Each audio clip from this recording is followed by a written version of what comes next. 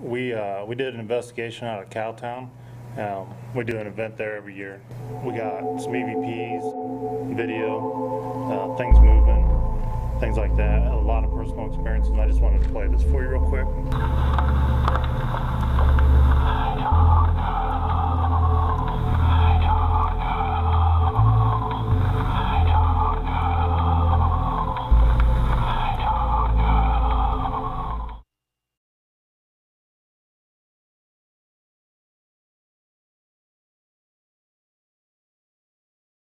It's Garden of Eden. It's a historical location. Nobody's ever investigated it before. As the sun sets in Lucas, Kansas,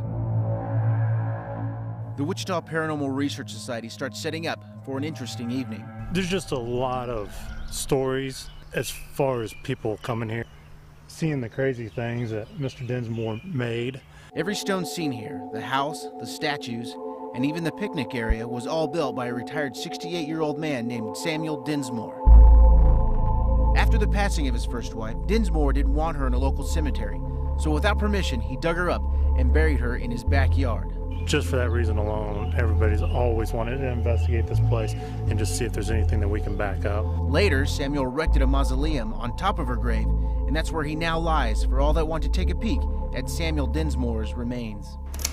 Why don't we send Sherry and Lori in first? Armed with high-tech and low-tech equipment, WPRS will collect information that will prove or disprove evidence of the paranormal. I always expect something, but at the same time, I'm not trying to set my expectations too high, and if we get something, great. If not, it's going to be an interesting night one way or another. Picture of Samuel and his wife, and we're just trying to see if he wants to talk to us or give us any sign that he might be here. Could you give us any kind of sign that you're in here with us? And then we heard, kind of sounded like a little growl, not sure, but he was here, I was here, and it sounded like it came from that direction. Really? This evening proved to be quiet, but the digital evidence could be a whole other story. Finally, just wrapping up, and we got a lot of stuff to go through, so take us about a week or so to go over everything and then come back and let them know what we found. Hello, my name is Shane Elliott, and I am the founder of the Wichita Paranormal Research Society. Our team is a science-based group, which means that we don't jump to conclusions, we don't work off of our feelings or anything like that. We use only scientific data to try to back up any claims that we might have. Some of the equipment used in this investigation was EMF detectors. EMF stands for electromagnetic frequency. EMF detectors detect things such as faulty wiring, but in theory they can also possibly detect paranormal activity. We use them in homes, and we use them out here in Cowtown. Another piece of equipment we use is the digital audio recorder.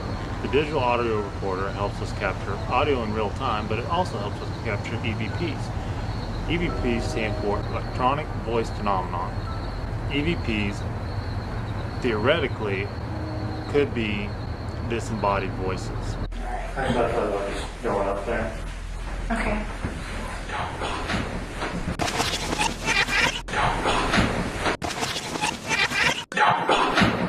We also use infrared cameras. Infrared cameras can see in total darkness.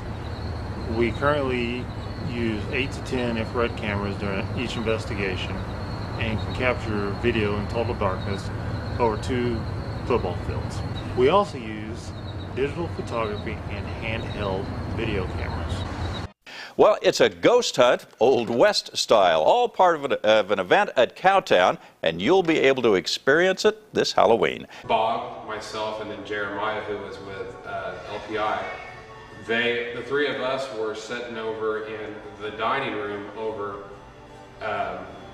below the hotel room, and we were getting some voice phenomenons. They weren't necessarily EVPs because we could hear them with our own ear. It was a female's voice.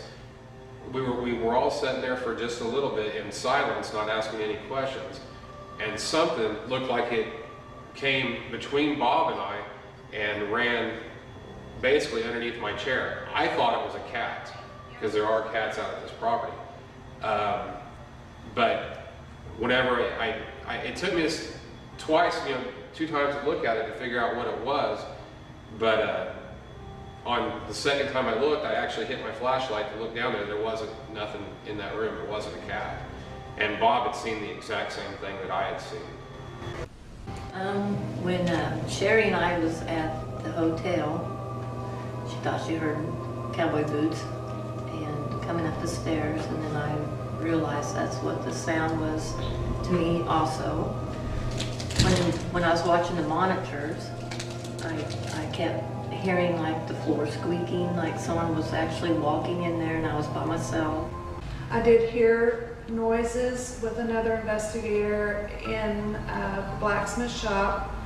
Didn't think we had anything. I'd actually gone outside the blacksmith shop to see if something was rubbing up against it because the noise was coming from a particular corner. Went out there, nothing that I can identify was actually making that noise.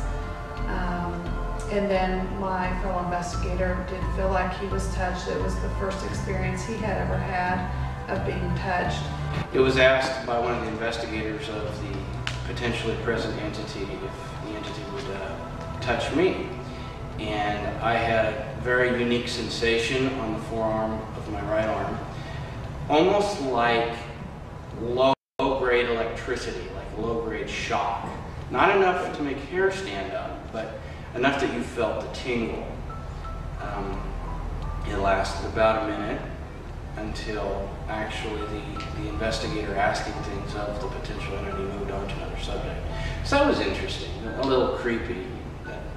I can't say it's a sensation I've ever felt before in my life. I was in the Murdoch house with a guest investigator wanting to go upstairs, and I was talking out loud to Mr. Murdoch, assuming that that is who is there, and asked him to move a candle. We set up a candle in the candelabra to see if the experience that one of the volunteers had had here in the past, if we could make that happen again.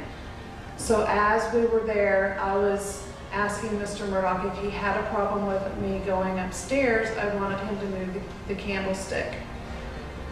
The candlestick, nothing happened at that time. I went around to the parlor and the living room area and took a couple of pictures, turned around and flashed my flashlight at the candelabra, and the candlestick had fallen over. Before we left, I said out loud to Mr. Murdoch, if that was him that had moved the candle, that wasn't enough. I needed him to put the candle on the table to prove to us that it was him and that he didn't want us upstairs. Then we left to go talk with Shane to let him know what had happened. Came back and the candlestick was on the table when no other person had entered the Murdoch home while we were gone. Another device that we've recently started using was something that actually everybody can use. Our friends over in Ireland told us about something they use over there. It's basically a mason jar with wind chimes in it. And what you do is you attach the wind chimes to the lid and then you seal the lid, and this way you're creating a vacuum. Nothing can move those wind chimes. You don't have to worry about wind or anything like that. You take the jar and you set it on a table or something that is sturdy and just leave it there. Place a video in front of it and ask anything that might be considered paranormal to move those wind chimes. People that passed away 50, 100, 500 years ago, they wouldn't understand what all this digital technology we have today is.